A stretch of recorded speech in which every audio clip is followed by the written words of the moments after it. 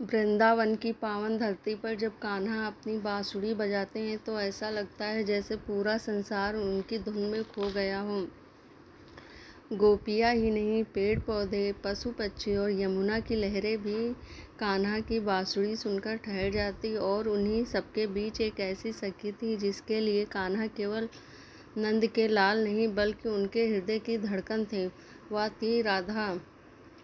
एक दिन कान्हा वृंदावन में अपनी सखाओं के साथ खेल रहे थे, तभी उन्हें राधा आती हुई दिखाई दी।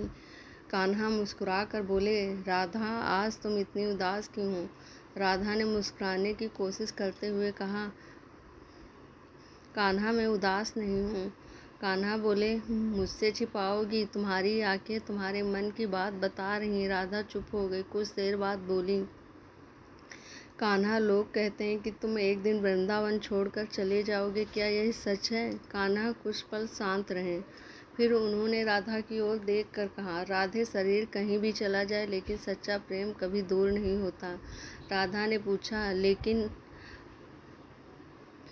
अगर तुम मुझसे बहुत दूर चले गए तो? कान्हा ने अपनी बांसुरी राधा के हाथ में देते हुए कहा, जब भी तुम्हें मेरी याद आए इस बांसुरी को देख लेना, तुम्हें लगेगा कि कान्हा तुम्हारे पास ही है।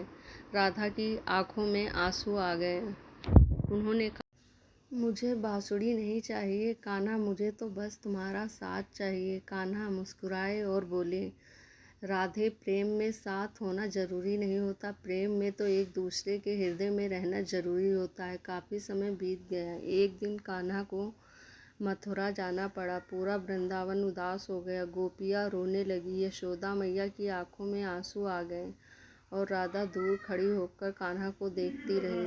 कान्हा रथ पर बैठे और वृंदावन से दूर चले गए। राधा ने उन्हें रोकने की कोशिश नहीं की, बस मन ही मन कहा, कान्हा, तुम जहाँ भी रहो खुश रहो, मेरी प्रार्थना हमेशा तुम्हारे साथ रहेगी। कहा जाता है कि कान्हा के जाने के बाद भी राधा ने उन्हें कभी अपने से दूर नहीं माना। जब वह यमुना के किनारे जाती तो उन्हें बांसुरी सुनाई देती।